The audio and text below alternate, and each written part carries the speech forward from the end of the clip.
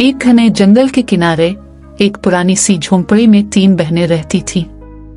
सलम, नौशी और साइमा। सलम कपड़े सीती, नौशी लकड़ियां लाते और साइमा सबको कहानियां सुनाती। उनकी जिंदगी सादा मगर खुशियों से भरी थी। एक रात अचानक तूफान आ गया।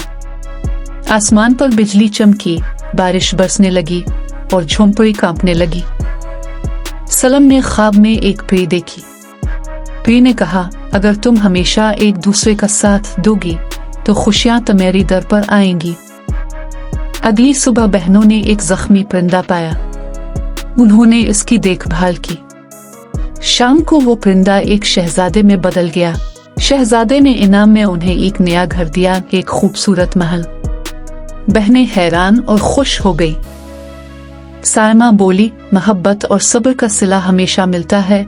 नौशी बोली, और जो कहानियां सुनता है वो सीखता है। सलम ने हंसते हुए कहा, अगर आप भी ऐसी कहानियां सुनना चाहते हैं तो MTS कार्टून्स को सब्सक्राइब करना मत भूलें।